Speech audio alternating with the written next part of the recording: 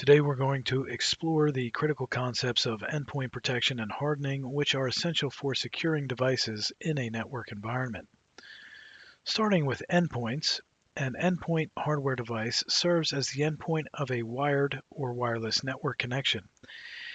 This includes devices like laptops, desktops, smartphones, printers, file servers, and even specialized hardware such as sensors or smart meters. Each endpoint has firmware and operating system and may run application programs, making it a potential target for various attacks.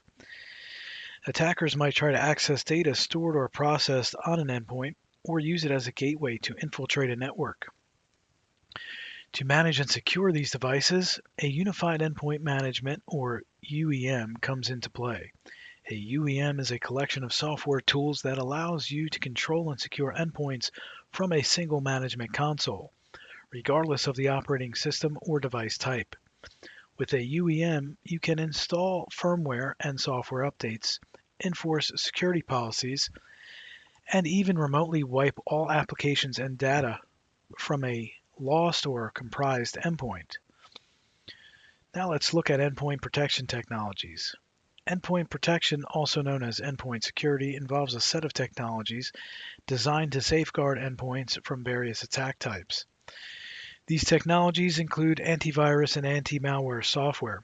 It also includes endpoint detection and response, or EDR, data loss prevention, known as DLP, next generation firewalls, or NGFW, as well as host-based firewalls, and host-based intrusion detection and prevention systems, referred to as HIDS and HIPS. EDR, sometimes called Endpoint Threat Detection and Response, or ETDR, is a security solution that integrates endpoint monitoring and log analysis with contextual data from correlated network events to detect and respond to security incidents. Different endpoints, such as IoT devices, mobile devices, and traditional computing systems, each require specific security strategies tailored to their unique vulnerabilities and threats. For instance, IoT devices, like smart meters, often have limited computational power and lack standardized security protocols. And they need custom-designed firmware updates and frequent vulnerability scans to stay secure. Now let's look at malware protection.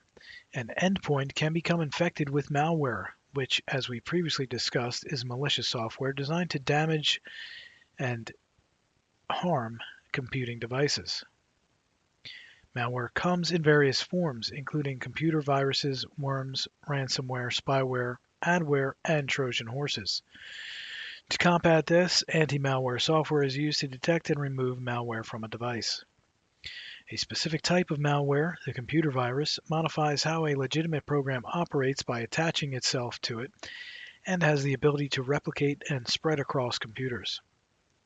Antivirus programs are designed to detect and remove these viruses by continuously scanning an endpoint, matching virus signatures against a database of known threats. These programs can either prevent a virus from being installed or detect and remove one that's already present. Next, let's look at next-generation firewalls. A next-generation firewall, or NGFW, combines the capabilities of a traditional packet filtering firewall with advanced features to detect and block network attacks. It enforces security policies at the application, port, and protocol levels. It can inspect encrypted traffic, detect and remove malware, and perform deep packet inspection, or DPI. DPI allows the NGFW to examine the data within a packet, identifying and blocking malicious content. Additionally, an NGFW can leverage real-time information from threat intelligence services to block emerging threats. This enhances its protective capabilities. Now let's look more closely at data loss prevention, or DLP. DLP refers to technologies and processes that prevent the accidental or intentional deletion, exposure, or transfer of sensitive organizational data. Its primary goal is to ensure compliance with laws and regulations which govern the use of personal, financial, or medical information, for example. DLP functions include classifying and tagging data, managing and enforcing data policies, monitoring data, and generating reports. It monitors endpoints and internal networks, performing content inspection and contextual analysis to detect any policy violations. When a violation occurs, DLP takes protective actions, such as preventing an employee from sending an email with a customer's social security number or deleting a file with sensitive financial data. Next, let's look at host-based systems. Endpoints, such as network hosts, can be protected by host firewalls and intrusion detection and prevention systems. A host-based firewall is a software firewall running on a host that controls its inbound and outbound network traffic, restricting it to specific applications and detecting and preventing malware intrusion. Most modern operating systems, like Windows with its Windows Defender firewall, include this type of firewall. A host-based intrusion detection system, or HIDS, is a software program that monitors and analyzes a host's running processes. It analyzes network traffic and logs files to detect threats. For example, a security information management system running on a host serves as an HIDS. In contrast, a host-based intrusion prevention system, or HIPS, not only detects but also prevents threats to the host. In this way, it is different from HIDS, which only detects the threats. Now let's look at data encryption for endpoint hardening. An endpoint stores data locally on a partition disk with one or more volumes. Endpoint hardening involves encrypting this data to ensure confidentiality and prevent unauthorized access. In this way, encryption can be applied to individual files or entire partitions, volumes, or disks. Windows Registry is a hierarchical database in Microsoft Windows that stores configuration settings and options for the operating system, kernel, device drivers, services, and third-party programs. It holds information like user passwords, file permissions, document types, and application can create and recently open files. To protect a Windows endpoint, the registry must be secured by preventing unauthorized users from modifying entries. This is achieved by restricting access to registry editing tools through a group policy setting, ensuring that only authorized changes are made. Now let's look at open ports and services. An operating system port is a 16-bit unsigned number between 0 and 65,535 that identifies a network application or service on a host. Ports are categorized into three types. These are well-known ports ranging from 0 to 1023, which are reserved for common services like TCP port 80 for HTTP.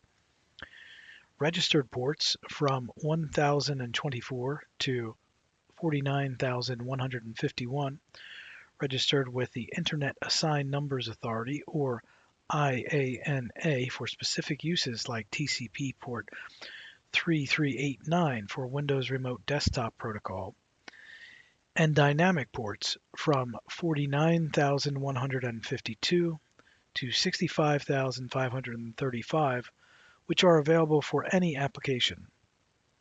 An open port accepts data brackets, while a closed port rejects or ignores them. Tools like Nmap can perform port enumeration to identify open ports and their associated services. Open ports expose potential vulnerabilities, so unused ports should be closed or filtered by a firewall, and unnecessary services disabled to reduce an endpoint's attack surface. For example, disabling an unused FTP server on TCP port 21 protects against exploits targeting its vulnerabilities.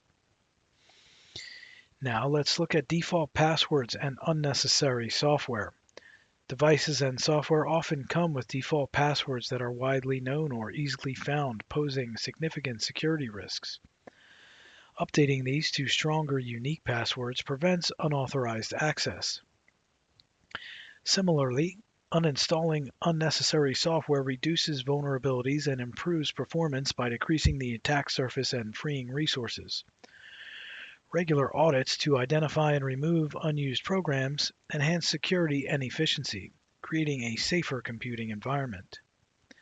Looking at software updates for endpoint hardening, endpoint software is updated to fix security vulnerabilities, correct errors, add features, and enhance performance.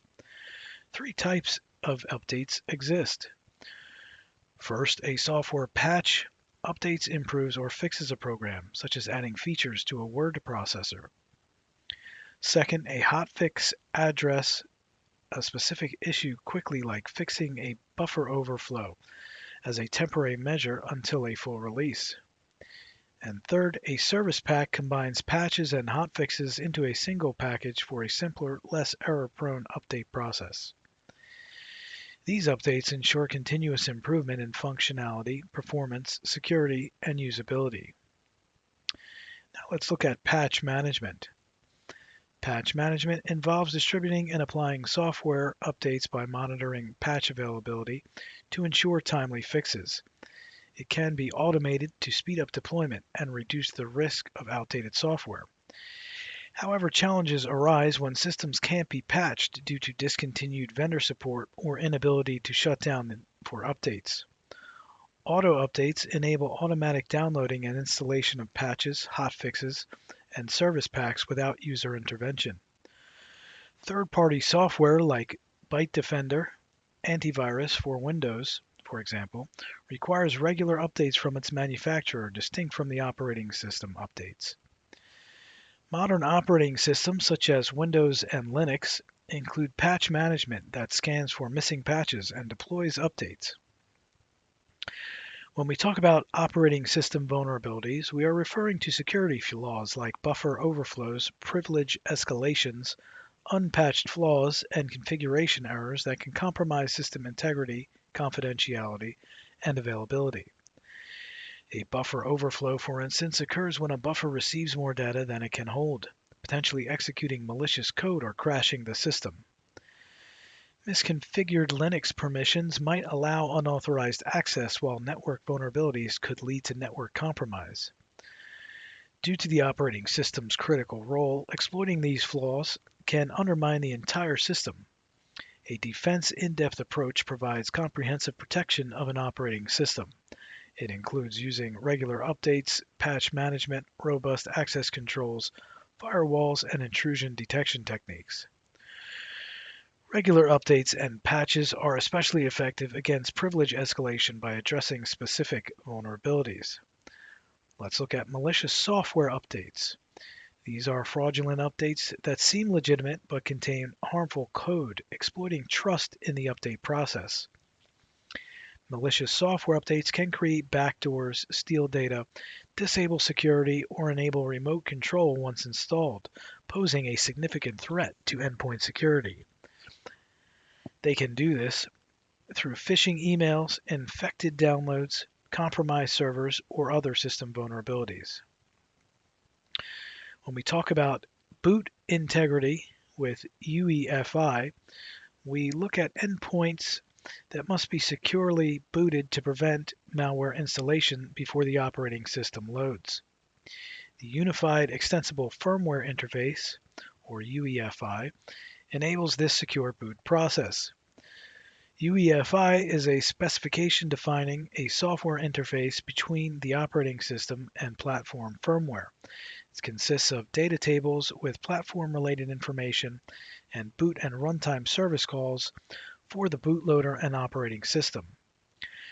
The bootloader loads the operating system into memory, while UEFI replaces the legacy basic input-output system, or BIOS, stored in a non-volatile memory for startup procedures. UEFI offers security features, faster boot times, graphical interfaces, and networking capabilities for remote configuration and diagnostics.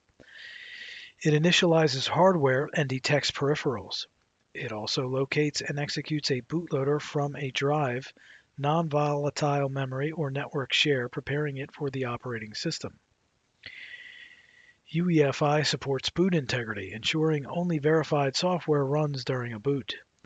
Secure boot ensures that only programs trusted by the system manufacturer, verified via a signature database, are executed.